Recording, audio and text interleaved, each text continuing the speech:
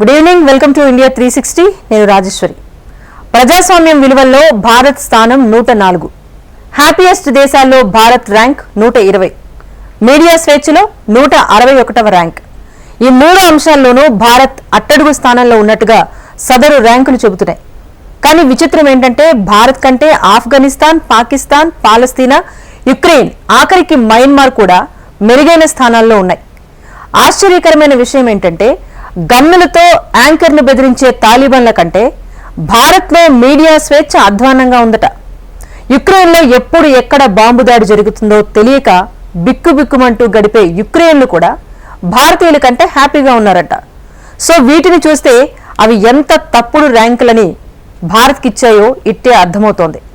అసలు విషయం ఏంటంటే ఈ ర్యాంకులనిచ్చిన సంస్థలన్నీ పశ్చిమ దేశాలకు చెందినవే. అందుకే ఆయా దేశాలకు షాక్ ఇచ్చేందుకు భారత్ సైతం రెడీ అయింది. ఇక నుంచి భారత్ పై ఇలాంటి చౌకబారు సర్వేలు చేయకుండా చెక్ పెడుతోంది. ప్రజాస్వామ్యంలో భారత్ ర్యాంకింగ్ ఎంత? భారతీయుల కంటే పాకిస్తానీలు ఆనందంగా ఉన్నారా? వెస్ట్ సర్వేలపై భారత్ కొరడా జడిపించనుందా? వ్యవస్థలు పనిచేయకపోతే ఏం చేస్తారు? ఆప్షన్ ఏ, దానిలో సమస్యలు గుర్తించి పరిష్కరిస్తారు. ఆప్షన్ బి, సొంత వ్యవస్థను ఏర్పాటు చేస్తారు. ఇందులో భారత్ ఆప్షన్ బిని ఎంచుకున్నట్టు అనిపిస్తోంది. చాలా కాలంగా ప్రజాస్వామ్యం, హ్యాపీనెస్, మీడియా స్వేచ్ఛ ర్యాంకుల్లో భారత్ను వెస్ట్ సంస్థలు తక్కువగా చూపుతున్నాయి. తమవి మాత్రం గొప్పగా చూపించుకునేవి. ఈ నేపథ్యంలో భారత్కు ఓపిక నశించింది. దీంతో సొంతంగా ఇలాంటి సర్వేలు, సూచీలను ప్రచురించాలని భారత్ నిర్ణయించింది. దేశీయంగా సర్వేలు, సూచీలను రూపొందించనుంది. దీన్ని భారతీయ మేధావుల బృందం రూపొందించనుంది. కొన్ని వారాల్లో ఈ సూచీలు ప్రచురించనున్నారు. సార్వత్రిక ఎన్నికలకు ముందే ప్రచురించే అవకాశాలు ఉన్నాయని కూడా తెలుస్తోంది. అయితే ఈ విలువల్ని ఏ ప్రాతిపదికన సూచీలుగా తయారు చేస్తాయన్నది తెలియడం లేదు. ఏ దేశాల ర్యాంకులను ఎలా నిర్ధారిస్తారో కూడా తెలియడం లేదు. కానీ ఇలాంటి చర్యలు అవసరమని మాత్రం చెప్పొచ్చు. ఎందుకంటే ఈనాళ్లు పాశ్చాత్య దేశాలు ప్రజాస్వామ్య విలువల్ని, సూచీలను గుర్తించేందుకు ఇతర ప్రపంచాన్ని అనుమతించలేదు. తమ దేశాల్లో ప్రజాస్వామ్యం అద్భుతంగా ఉందని పశ్చిమ దేశాలు చూపించుకుంటాయి. ఇతర దేశాల్లో విలువలు పడిపోయాయని నిందిస్తాయి. ఇదే అతి పెద్ద సమస్య. పశ్చిమ దేశాలు ఇచ్చే సూచికల ఆధారంగానే పెట్టుబడిదారులు ఆయా దేశాల వైపు చూస్తారు. ఫ్యాక్టరీల్ని ప్రారంభించాలని యోచిస్తాయి. పర్యాటకులను సైతం పశ్చిమ దేశాల సర్వేలు ప్రభావితం చేస్తాయి. స్పష్టంగా చెప్పాలంటే ప్రజాస్వామ్య ర్యాంకింగులు దేశాలకు రిపోర్టు కార్డులు లాంటివన్నమాట. ఈ ర్యాంకింగులు బాగుంటే స్పష్టమైన ప్రయోజనాలు దక్కుతాయి. ఒకవేళ పాశ్చాత్య దేశాలు ఇచ్చే ర్యాంకింగ్స్ బాగా లేకపోతే మాత్రం పెట్టుబడిదారుల్ని దూరం చేస్తుంది. అయితే దీనికి ముందు పశ్చిమ దేశాలు ఇచ్చే ర్యాంకింగ్లను ఒకసారి పరిశీలించాలి. అవి ఎంతవరకు న్యాయంగా ఉన్నాయి అనేది చూడాల్సి ఉంటుంది. ఇటీవల పశ్చిమ దేశాలు విడుదల చేసిన 3 సర్వేలను పరిశీలిద్దాం. మొదటిది ప్రజాస్వామ్యం సర్వే. దీన్ని స్వీడన్ కు చెందిన వీడెమ్ అనే సంస్థ ప్రచురించింది. ఈ సర్వేలో భారత్ ర్యాంక్ ఎంత అంటే 104. ఈ విషయాన్ని జాగ్రత్తగా గుర్తుపెట్టుకోండి. భారత్ కంటే కొంచెం మెరుగ్గా ముందున్న దేశం ఏదో తెలుసా? ఆఫ్రికా దేశం నైజర్. ఇప్పుడు ఈ దేశం గురించి తెలుసుకుందాం. నైజర్ ప్రజాస్వామ్యం ర్యాంకు 103. ప్రస్తుతం ఈ దేశం మిలిటరీ పాలనలో మగ్గుతోంది. 2023 జూలై నుంచి ఆ దేశ అధ్యక్షుడు గృహ నిర్బంధంలో ఉన్నారు. అయినా భారత్ కంటే ఈ ఆఫ్రికా దేశంలో ప్రజాస్వామ్యం అగ్రస్థానంలో ఉందట. విచిత్రంగా అనిపిస్తుంది కదూ. భారత్ కంటే మరింత ప్రజాస్వామ్యం మెరుగ్గా ఉన్న దేశాల్లో కువైట్ ఉంది. గత నెలలో పార్లమెంటును కువైట్ రద్దు చేసింది. ఎందుకు రద్దు చేసిందో తెలుసా? ఆ దేశ రాజును చట్టం అవమానించిందట.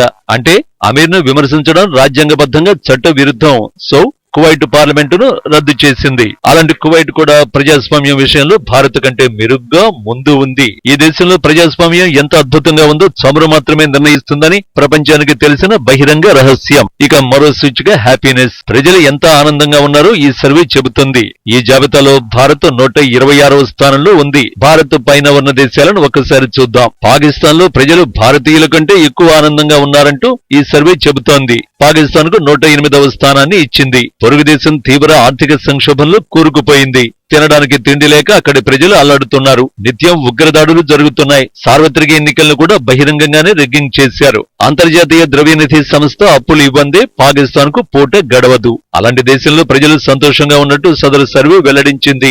ఆశ్చర్యకరమైన మరో విషయం ఏంటంటే 2021 నుంచి సైనిక పాలనలో మగ్గుతున్న మయన్మార్ కూడా భారత్ కంటే హ్యాపీనెస్ లో మెరుగ్గా ఉండడం.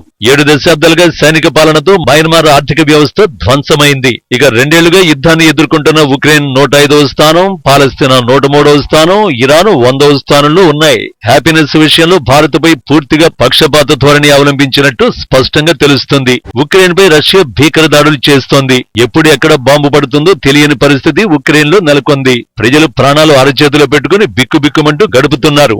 అసలు వారిలో ఆనందమే లేదు. కానీ ఆ దేశంలో భారతీయుల కన్నా ఎక్కువ ఆనందంలో ఉన్నట్టు ఈ సూచి తెలుపుతోంది. పాలస్తీనా విషయం తీసుకుందాం. ఈ దేశాన్ని ప్రపంచం గుర్తించడం లేదు. దేశంగా గుర్తించాలని భారత్ వంటి దేశాలు డిమాండ్ చేస్తున్నాయి. ఇక్కడ ఎప్పుడు ఇజ్రాయెల్ దాడి చేస్తుందో తెలియదు. కానీ పాలస్తీనాలోనూ ప్రజలు భారతీయుల కంటే ఆనందంగా ఉన్నారట. ఇరాన్ విషయం తీసుకుంటే ఆ దేశం ఓ నాయకుడి చేతిలో బందీ అయింది. ఇప్పటి వరకు అక్కడ ఎన్నికలే జరపలేదు. హిజాబు పేరుతో 2 ఏళ్లుగా ప్రజలు తీవ్ర ఆందోళన చెందుతున్నారు. అక్కడి ప్రజల్ని ఇరాన్ ఉక్కుపాదంతో అణిచివేస్తోంది. కానీ ఇరానీయులు భారతీయుల కంటే ఆనందంగా ఉన్నారట. ఇక చివరిది మీడియా స్వేచ్ఛ. దీన్ని RSF reports with out borders అనే సంస్థ ప్రచురించింది. మీడియా స్వేచ్ఛ భారత్ లో అస్సలు లేనట్టు సదరు సంస్థ వెల్లడించింది. 180 దేశాలతో కూడిన జాబితాలో భారత్ స్థానం 161. అంటే మీడియా స్వేచ్ఛ భారత్ లో అత్యంత దారుణంగా ఉందన్నట్టు చూపుతున్నాయి. మీకు తెలుసా, అసలు మీడియానే లేని ఆఫ్ఘనిస్తాన్ భారత్ కంటే మెరుగైన స్థానంలో ఉంది. తాలిబాన్లు పాలిస్తున్న ఆఫ్ఘనిస్తాన్ లో మీడియా స్వేచ్ఛ ఎంత అద్భుతంగా ఉంటుందో మీరే చూడండి. ఆఫ్ఘనిస్తాన్ లో గన్నుల సమక్షంలో మీడియా పనిచేస్తోంది. అలాంటి మీడియా స్వేచ్ఛ భారత్ కంటే మెరుగ్గా ఉందన్నమాట. ఇక భారత్ కంటే పాకిస్తాన్ లో మీడియా స్వేచ్ఛ కూడా అద్భుతంగా ఉంది. UAE, బ్రూనై, సోమాలియా, ఉగాండా దేశాల్లో కూడా ప్రెస్ ఫ్రీడమ్ భారత్ కంటే మెరుగ్గా ఉందట. పశ్చిమ దేశాలు ఇచ్చిన సదరు సర్వేలు చెత్తవని చెప్పడానికి నిపుణుడే అవసరం లేదు. ఈ ర్యాంకులు నిజమైనవి కావని ఎవరైనా చెప్పొచ్చు. అలాంటప్పుడు ఎందుకు ఆయా సర్వేలు తప్పుడు ర్యాంకులను ఇస్తున్నాయంటే ఒక సమస్య నమూనా పరిమాణం చాలా చిన్నది. ఉదాహరణకు ప్రపంచ హ్యాపీనెస్ సూచికను తీసుకోండి. సర్వే కోసం వారు ఏటా ఆయా దేశాలకు చెందిన 1000 మంది అభిప్రాయాలను పరిగణనలోకి తీసుకుంటారు. భారత్ వంటి అతి పెద్ద జనాభా ఉన్న దేశంలో 140 కోట్ల మంది ప్రజల్లో 1000 మంది అభిప్రాయం తీసుకుంటారు. దాని దేశానికంతటికి ఆపాదిస్తున్నారు. నిజానికి భారత్ లో జనాభా స్వభావం వేరు. ప్రాంతీయంగా ప్రజలు చాలా భిన్నంగా ఉంటారు. మతపరమైన విభేదాలు ఎక్కువగా ఉన్నాయి. సామాజిక ఆర్థిక భేదాలు సమానంగా ఉండవు. అలాంటి జనాభాలో కేవలం 1000 మందితో ఒక దేశాన్ని ఎలాంటిదో నిర్ణయించడం అస్సలు సరైన ప్రాతిపదిక కానే కాదు. ఇక మీడియా స్వేచ్ఛను తీసుకుందాం. ఇందులో కేవలం ప్రతి దేశం నుంచి 10 మంది అభిప్రాయాలను మాత్రమే సర్వే సంస్థ తీసుకుంటుంది. వాటి ఆధారంగా మీడియా స్వేచ్ఛను లెక్కిస్తోంది. వేలాది మీడియా సంస్థలున్న భారత్ లో 10 మంది అభిప్రాయాన్ని తీసుకుని మీడియా స్వేచ్ఛను నిర్ధారించడం ఎంత దారుణమో ఇట్టే చెప్పేయచ్చు. ఇది సరైన పద్ధతి కాదని ఎవరైనా చెబుతారు. అసలు ఈ సర్వేలు ఎందుకు ప్రచురించబడుతున్నాయంటే సదరు సర్వే సంస్థలు పాశ్చాత్య ఎజెండాతో ముందుకు వెళతాయి. తాజాగా చర్చించిన 3 జాబితాల్లో మొదటి 10 దేశాలను పరిశీలించండి. 3 సూచికల్లో 4 దేశాలు ఒకే రకంగా పరిస్థితులు ఉన్నట్టు సూచిస్తాయి. కనీసం 2 జాబితాల్లో మరో 3 దేశాలు సేమ్ ర్యాంక్ లో ఉంటాయి. సింపుల్ గా చెప్పాలంటే పశ్చిమ దేశాలు ర్యాంకింగ్ లో ముందున్నాయి. ఈ నేపథ్యంలో ఈ సర్వేల కారణంగా పెట్టుబడులు వెనక్కి వెళ్తాయి. పర్యాటకులు భారత్ కు వచ్చేందుకు విముఖత వ్యక్తం చేయొచ్చు. దీంతో దేశం ప్రతిష్ట కూడా దెబ్బతింటుంది. ఈ విషయాన్ని భారత్ గుర్తించింది. అందుకే సొంతంగా సర్వేలు చేపట్టాలని భారత్ ప్లాన్ వేయడం సరైన నిర్ణయమే. భిన్నమైన వ్యవస్థ, విభిన్నమైన దృక్పథాన్ని అందించాలి. బహుశా మార్పు కోసం భారత్ ఈ నిర్ణయం తీసుకుంది. అమెరికాలో తుపాకీ మరణాలు, యూరోప్ లో హిజాబ్ నిషేధాలు, క్రూరమైన వలస చట్టాలు, అలాగే అబార్షన్ పై ఆంక్షలు వంటివి అన్యాయమైనవి. అయినా అగ్రదేశాల్లో ప్రజాస్వామ్యం పరిఢవిల్లుతోందని సదరు సర్వే సంస్థలు వెల్లడించడం హాస్యాస్పదమే. ఇలాంటి వాటిని మనం కూడా పరిగణించొచ్చు. అప్పుడే చేపట్టిన సర్వేకు న్యాయం జరుగుతుంది.